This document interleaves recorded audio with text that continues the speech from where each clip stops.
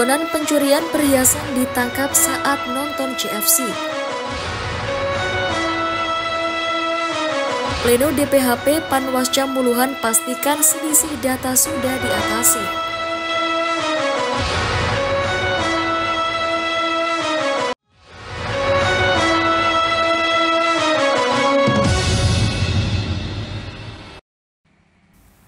Ketika dibawa ke Polsek Sumber Baru, residivis yang pernah diberi hadiah timah panas di kakinya ini hanya tertunduk lesu seakan menyesali perbuatannya.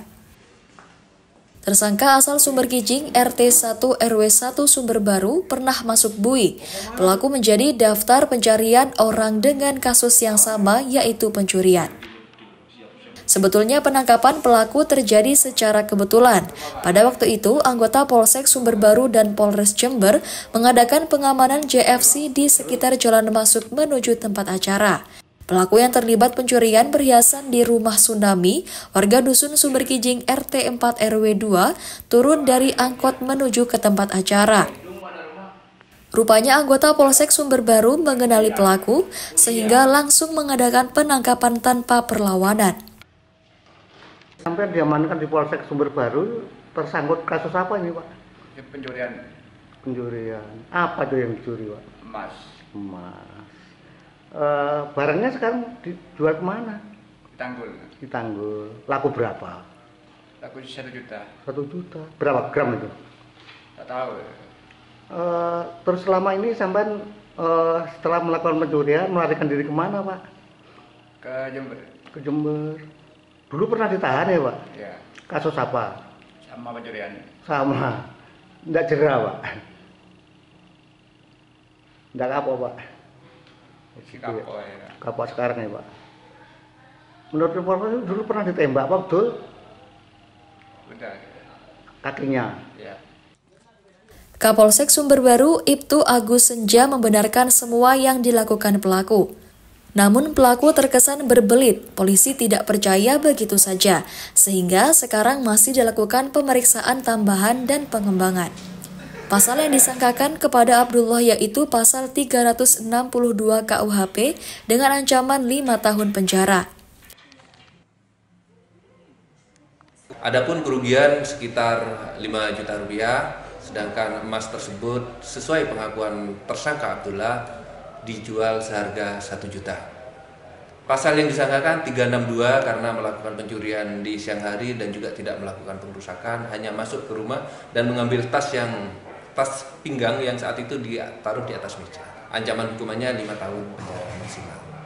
Himbauan kepada toko-toko emas, dihimbau dari kami petugas kepolisian apabila ada warga yang tidak dikenal menjual perhiasan emas yang tidak ada surat-suratnya, setidaknya dimintai KTP dan alamatnya, sehingga apabila ada kejadian seperti ini tidak kerepotan untuk mencari pelakunya. Dari Sumber Baru, Sugito, Jember 1 TV melaporkan.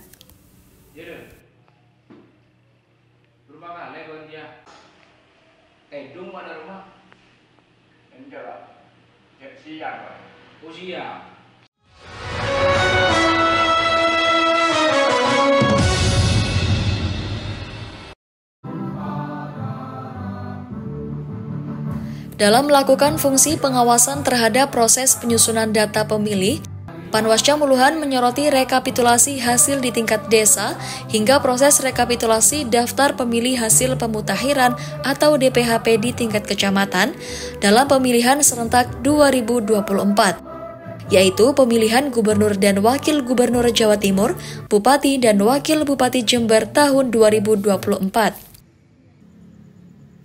Saat rekapitulasi tersebut, Panwascam Muluhan menemukan ada selisih data, yaitu 4 pemilih yang pada akhirnya diketahui ternyata merupakan pemilih ganda antar kabupaten.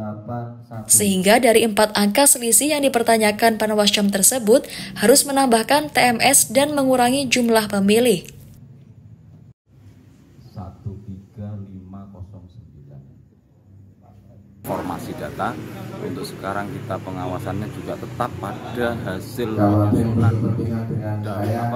daftar pemilih tersebut, sehingga kita menemukan titik itu perubahan hasil rekap pertama saat koordinasi dengan hasil pleno sekarang itu ada selisih 4 yang ternyata memang itu pemilih ganda antar kabupaten, karena kalau pemilih ganda antar kabupaten itu diketahui dari aplikasi bukan dari BPS murni, sehingga itu diketahui akhir-akhir pleno di tingkat desa. Akhirnya 4 angka yang selisih itu ternyata adalah pemilih ganda antar kabupaten, sehingga itu menjadi menambahkan TMS-nya, mengurangi jumlah pemilih, menambahkan TMS. Pemilih laki-laki 488. Setelah dilakukan perdebatan, akhirnya semua pihak menyepakati data tersebut, sehingga Ketua PPK Wuluhan Aristionata menetapkan jumlah TPS 195, jumlah pemilih total 96.411 yang terdiri dari 48.839 pemilih laki-laki dan 47.572 pemilih perempuan. Dengan mengucapkan Alhamdulillahirabbil alamin, rapat rekapitulasi pemilihan gubernur dan rapat rekapitulasi daftar pemilih hasil pemutakhiran pemilihan gubernur dan wakil gubernur, pemilihan bupati dan wakil bupati tahun 2024 tingkat kecamatan Wuluhan saya nyatakan ditetapkan. Dari Wuluhan, Ahmad Fawaid, Jember 1 TV melaporkan. Saya selaku pimpinan rapat kurang.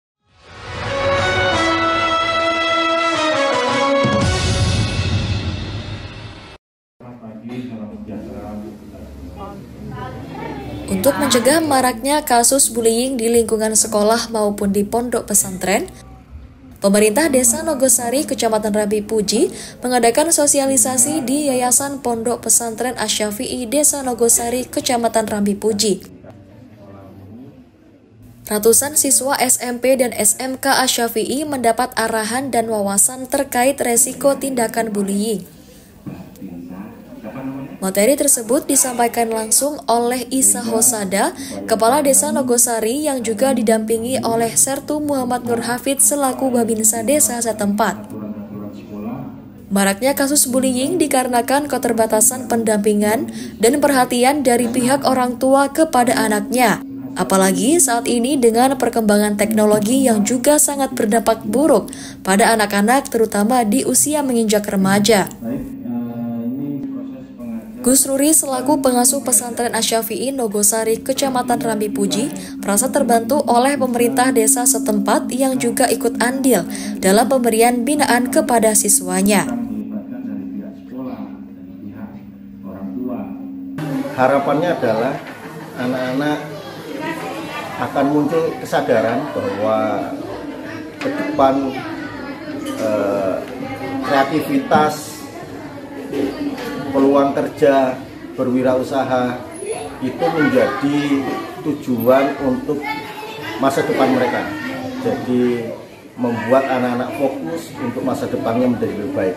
Itu harapannya. Jadi pembinaan-pembinaan seperti ini tidak tergoyang, terpengaruh oleh lingkungan yang sepertinya tidak baik untuk masa depan anak-anak. Diharapkan upaya yang dilakukan pihak pemerintah desa ini bisa berdampak positif dan juga bisa merubah pola pergaulan anak yang lebih baik.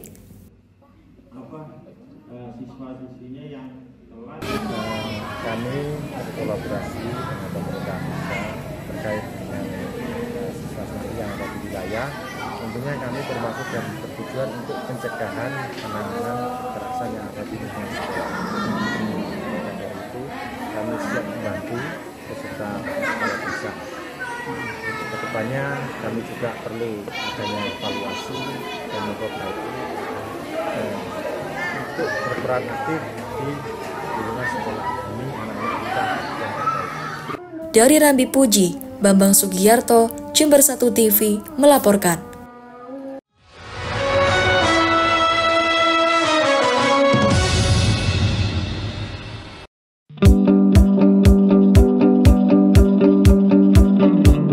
Institut Teknologi dan Sains Mandala menerima mahasiswa baru tahun akademik 2024-2025. Fakultas Ekonomi dan Bisnis terdiri dari S2 Magister Manajemen, S1 Manajemen, S1 Akuntansi, S1 Ekonomi Pembangunan, D3 Keuangan dan Perbankan.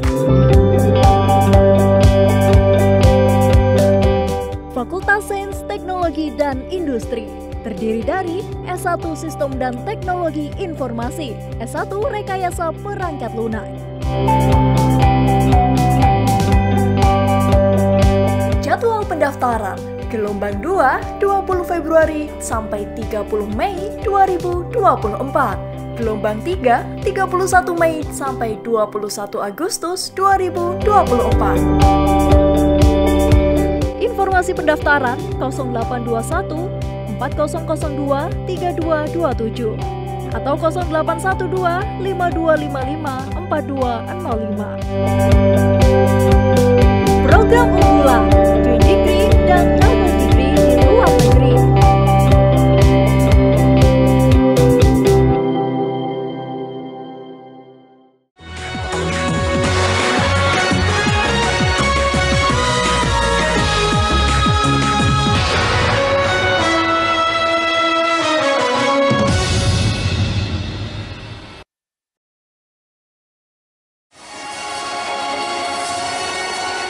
Sidang Senat Terbuka Wisuda Sarjana S1, Pasca Sarjana S2, dan Pasca Sarjana S3 Universitas Islam Negeri Kiai Haji Ahmad Siddiq atau UINHAS Jember digelar di Aula Gedung Kuliah Terpadu UINHAS Jember Rabu siang. Sebanyak 300 mahasiswa terdiri dari 266 sarjana S1, 33 mahasiswa program Magister S2, serta 1 mahasiswa program Dr. S3 sedang menjalani proses pemindahan tali toga. Prosesi tersebut menandakan tamatnya masa belajar mahasiswa dan siap untuk terjun di masyarakat. Rektor UINHAS Jember, Profesor Dr. Hepni dalam pidatonya meniti pesan paling utama agar setelah meninggalkan dunia pendidikan di bawah naungan Kemenak terus berikhtiar dan tawakal. Ia mewanti-wanti kepada seluruh wisudawan dan wisudawati yang telah resmi diluluskan untuk tidak menggantungkan harapan kepada manusia, melainkan kepada Tuhan Yang Maha Esa. Didengarkan aja harmoni beken ya di kawasan Tengger. Kalau ditanya alumni keren, ya alumni UINHAS Jember.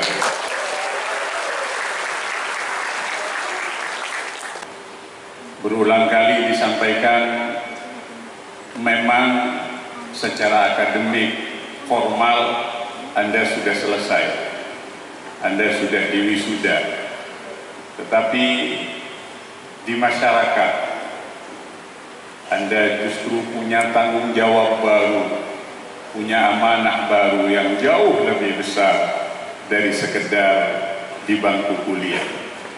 Karena harus menggabungkan berbagai talenta, berbagai potensi yang ada pada Anda.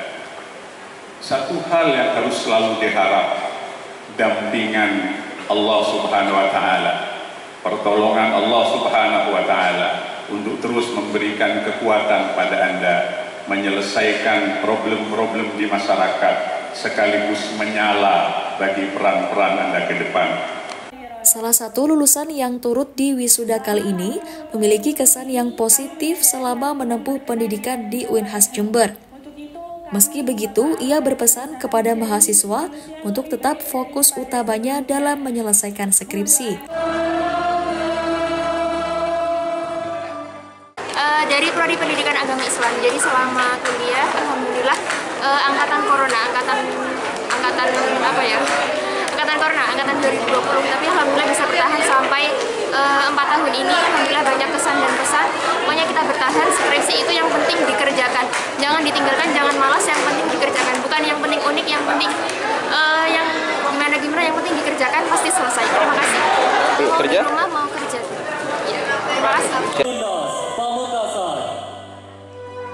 Pihak kampus berharap para lulusan dapat mengaplikasikan ilmunya dan berdaya saing di masyarakat, serta mampu menjaga nama baik Civitas Academy. Dari Jember, Yudis Adi, Jember 1 TV, melaporkan.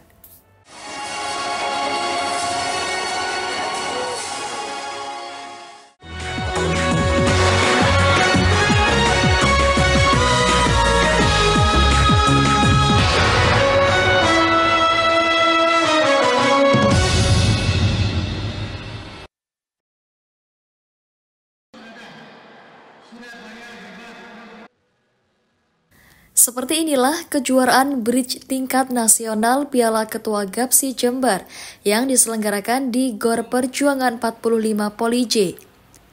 Adapun peserta yang mengikuti kompetisi ini dari seluruh Indonesia, dari tingkat anak-anak maupun profesional dengan total 59 tim dari seluruh Indonesia. Menurut Edi Budi Susilo, Kadispora Jember, kegiatan ini untuk sebagai ajang mencari bibit-bibit atlet bridge, baik pemula maupun yang sudah jadi untuk dipersiapkan pada event-event kedepannya. Saya mewakili Bupati Jember, sangat senang sekali dan mengapresiasi atas apa yang dilakukan oleh Gapsi Kabupaten Jember ya, di mana hari ini menggelar sebuah event kejuaraan tingkat nasional bridge ya, yang tentu saja tadi sama-sama kita lihat dihadiri oleh seluruh peserta dari Jawa, Bali yang paling dominan dan daerah-daerah yang lain. Oleh karena itu harapan saya adalah bahwa melalui event ini akan kita dapat menjaring, menemukan talenta-talenta baru, bibit-bibit pemula maupun bibit-bibit yang sudah jadi. Untuk kita persiapkan, sebentar lagi ada event Popda, kemudian tahun depan ada event Porda, Porprov ya. Ini semua tentu akan menjadi ajang yang bagus, kita persiapkan dengan bagus dan tentu saja event ini akan sangat berguna untuk melatih para atlet kita pada jenjang yang lebih baik.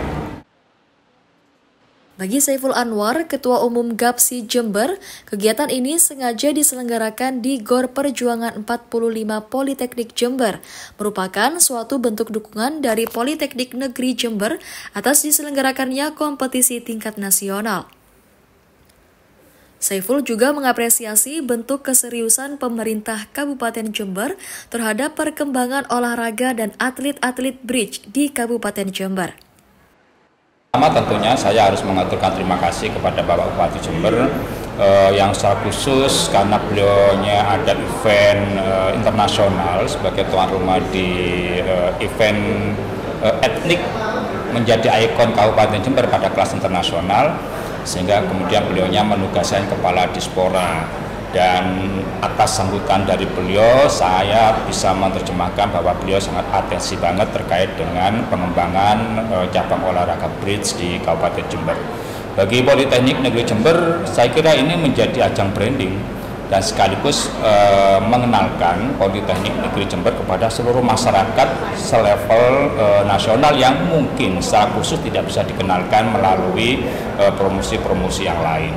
Secara khusus terkait dengan peran Gapsi Jember, momentum hari ini seperti yang disampaikan oleh Bapak Bupati yang diwakili oleh Bapak Kadispora, ini adalah ajang latih tanding untuk persiapan pada event-event yang jauh lebih menantang ke depan, baik itu di level regional, di Pomprov ataupun Porprov ataupun di Popda, dan tentu juga ini menjadi ajang persiapan menuju latih tanding dan ataupun event di level nasional. Demikian. Dari Jember, Yudis Adi, Jember 1 TV melaporkan.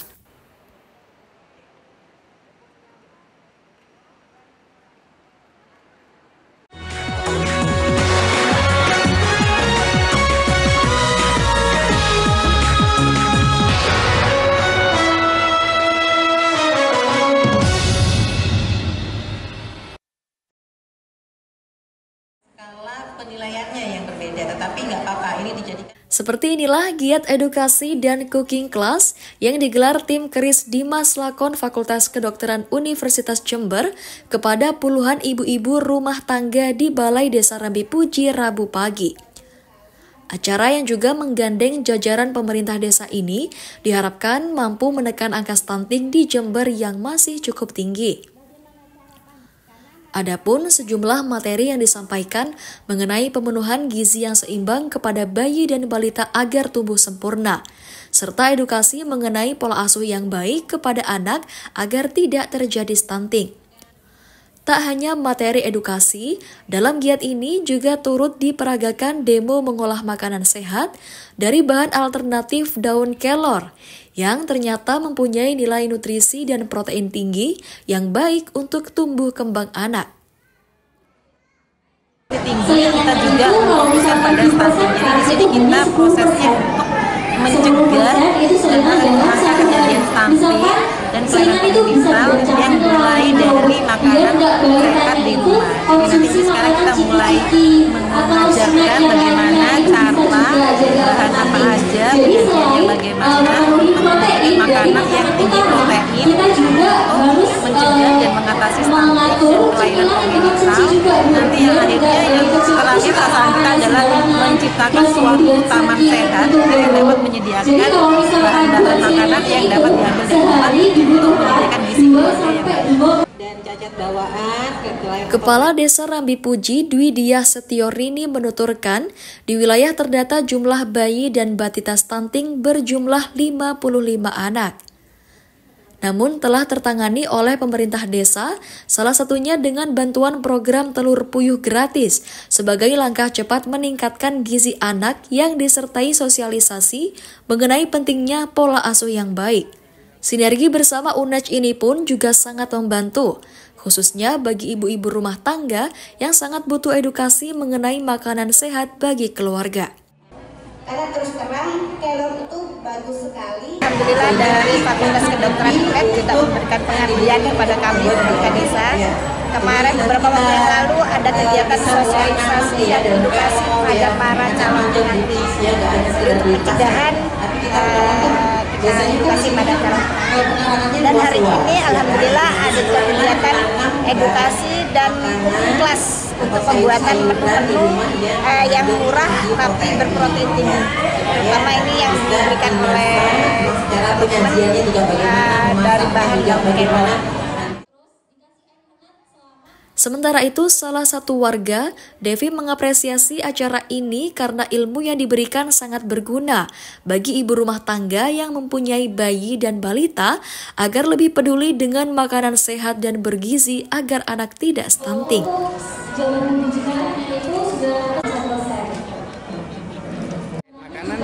Kalau terkait makanan, kebetulan anak saya baru satu dan saya belajar terkait dengan makanan.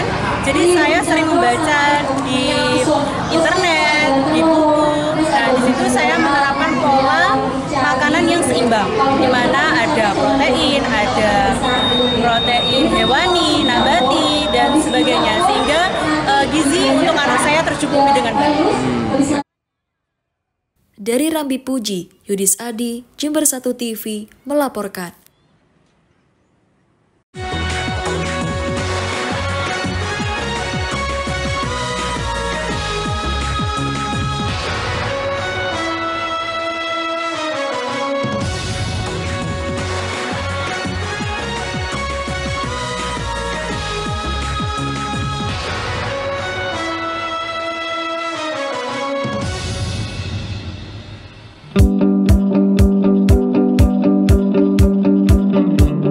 Institut Teknologi dan Sains Mandala menerima mahasiswa baru tahun akademik 2024-2025. Fakultas Ekonomi dan Bisnis terdiri dari S2 Magister Manajemen, S1 Manajemen, S1 Akuntansi, S1 Ekonomi Pembangunan, D3 Keuangan dan Perbankan. Fakultas Sains, Teknologi, dan Industri terdiri dari S1 Sistem dan Teknologi Informasi, S1 Rekayasa Perangkat Lunak. Jadwal pendaftaran gelombang 2 20 Februari sampai 30 Mei 2024. Gelombang 3, 31 Mei sampai 21 Agustus 2024. Informasi pendaftaran 0821 4002 3227 atau 0812 5255 4205. Program unggulan Twin Degree dan Double Degree di luar negeri.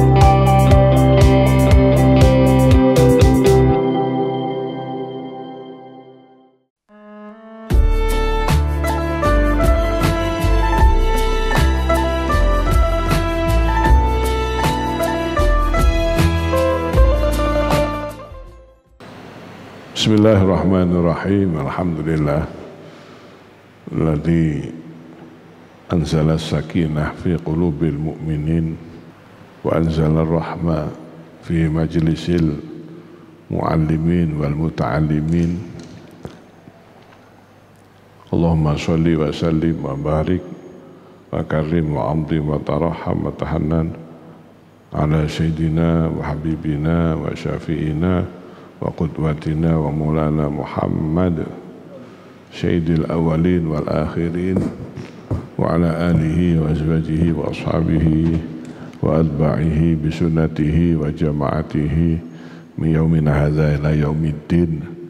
Amma ba'd, usin wa iyyakum bi taqwallah faqad fazal muttaqun. Bapak Ibu sekalian, para jamaah, ayahanda ibunda yang sangat saya muliakan, pengurus majelis, pengurus masjid, Ustadz Ghafar, tim hadroh dari Masjid An-Nur Ajung,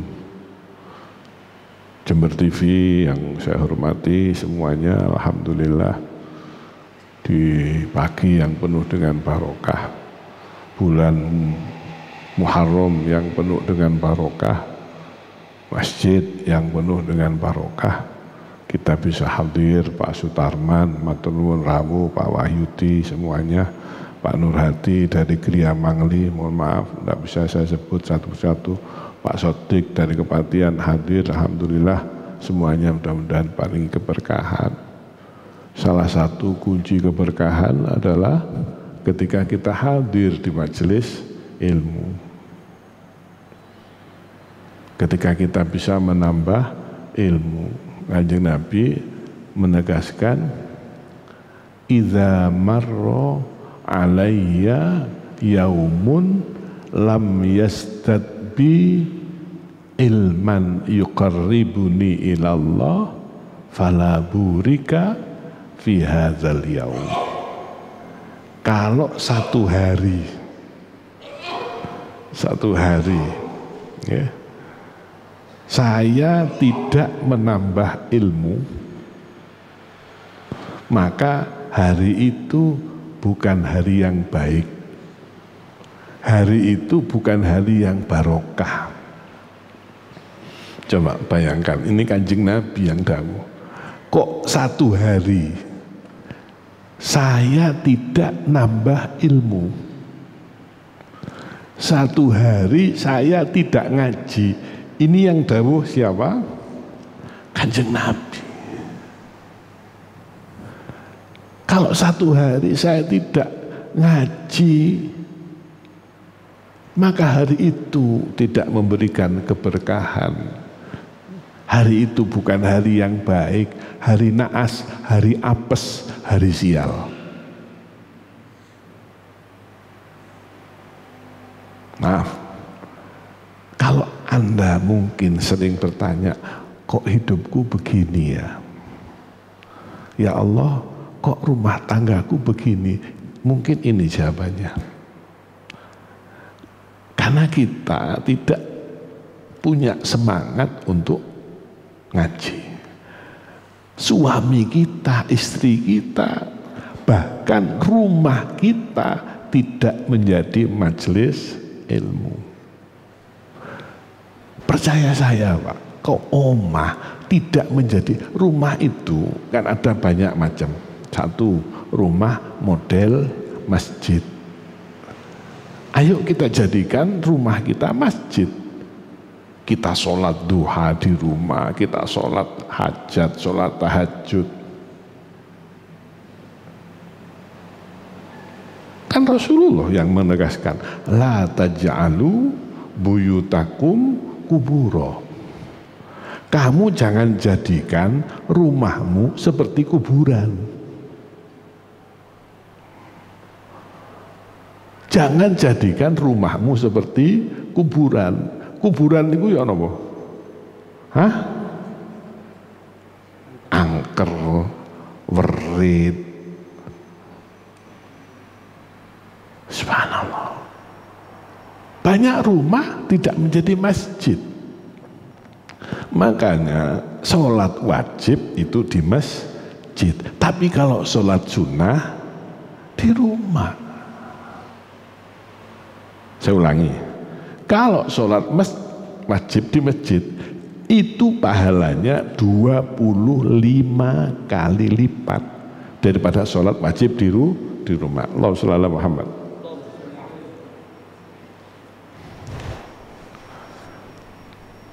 Saman sholat duhur di masjid dengan sholat duhur di rumah pahalanya 25 kali lebih banyak di masjid. Tapi kalau sholat sunnah itu sebaiknya di rumah. Sholat sunnah di rumah itu pahalanya 25 kali sholat sunnah di masjid. Ya kalau sekali-kali enggak apa-apa. Atau sholat rawatib di masjid enggak apa-apa. Contoh, jenengan sholat maghrib jamaah di sini.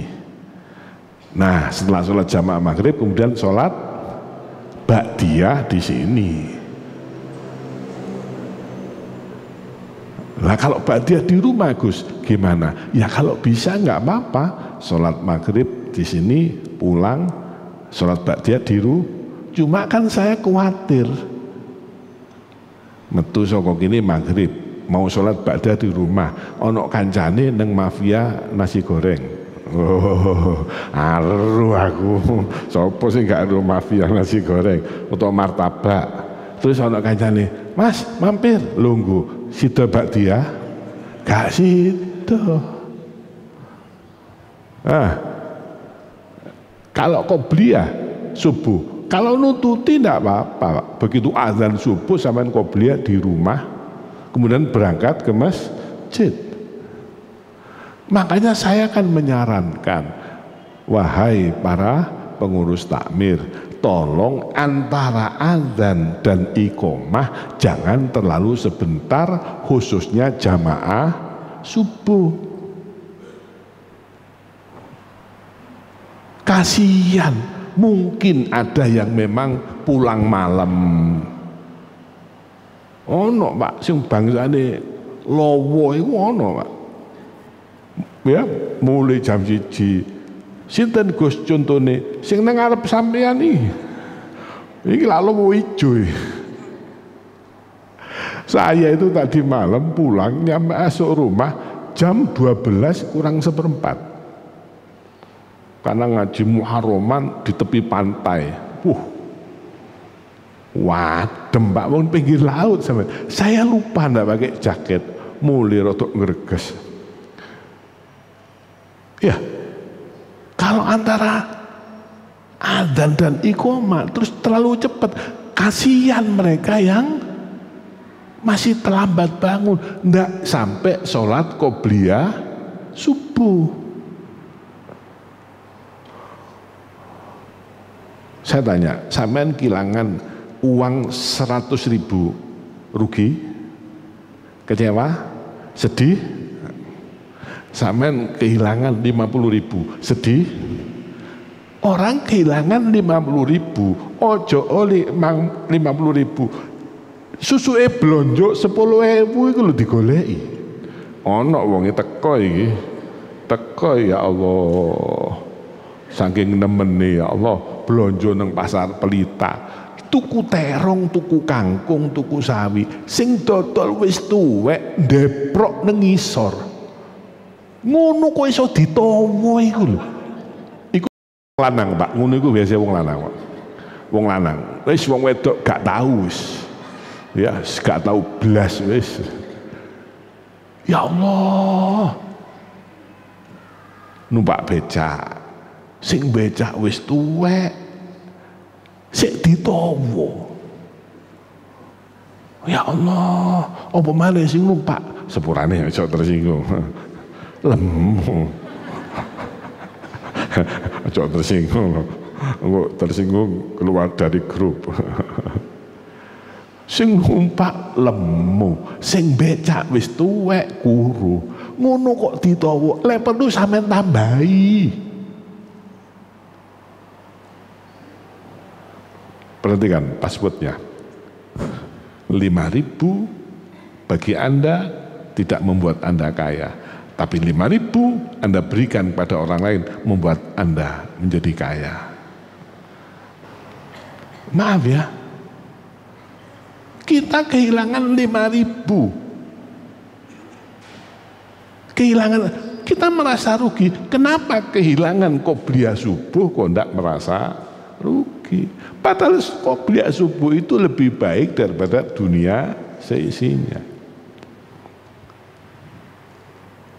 Makanya sholat sunnah itu di rumah. Loh Gus, ini kok sholat duha di sini? Kan saya katakan sekali-kali nggak apa-apa.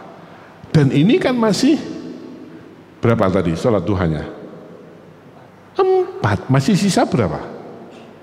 Masih sisa 8. Imam Syafi'i berpendapat duha itu maksimal 12. Tapi kalau Imam Al-Ghazali berpendapat duha itu paling banyak 8. Beda.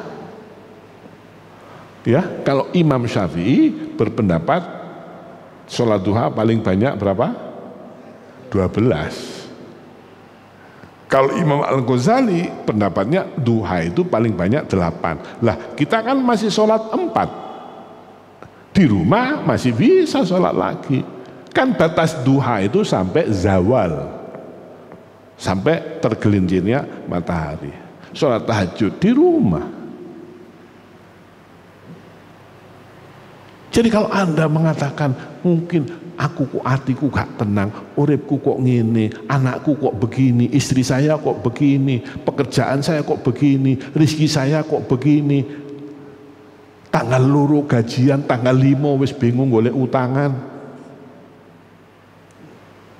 kait wingi oleh duit kok rasanya gak ono. Ini rahasianya, karena kita kehilangan keberkahan. Penyebab kehilangan keberkahan antara lain karena meninggalkan majelis ilmu.